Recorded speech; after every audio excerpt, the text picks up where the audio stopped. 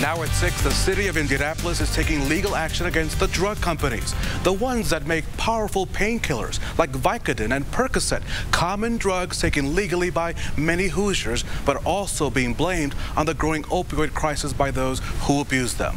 But what will a lawsuit accomplish, and how will that impact you in your neighborhood?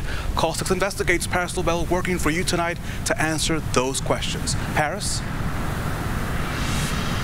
Raphael, good evening. Getting the specifics of the lawsuit is confusing, but the big question is, what does it mean for everyone here in Indianapolis? We spent the day figuring that out for you.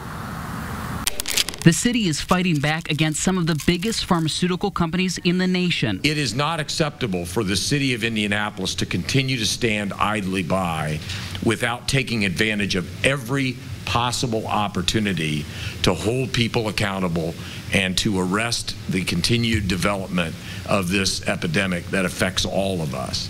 The city hiring an Indianapolis law firm to sue the makers and distributors of those opioid pain drugs, saying those drugs have created today's heroin crisis, something that killed 345 people in Marion County last year alone. That if you take only 10 pills, you have a 1 in 5 chance of becoming addicted. The attorney on the case says the drug companies made a fortune on drugs that were only supposed to be used for end-of-life care. This was a concerted effort to make sure that this drug was distributed and thought to be non-addictive by the industry to increase sales.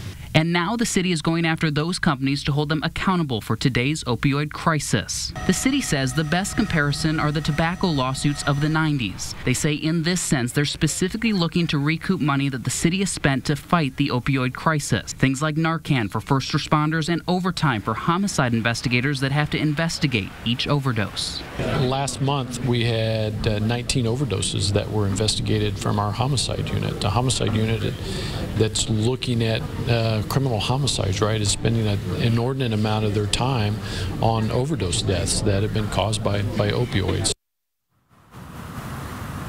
So that cost they're trying to recoup is part of this Narcan. A single dose like this costs about $80. It's carried by every first responder here in the city, but it's a lot of doses being used every day, and they're hoping part of the lawsuit will pay towards that Narcan. Reporting live tonight, I'm Call 6 Investigates, Paris LaBelle.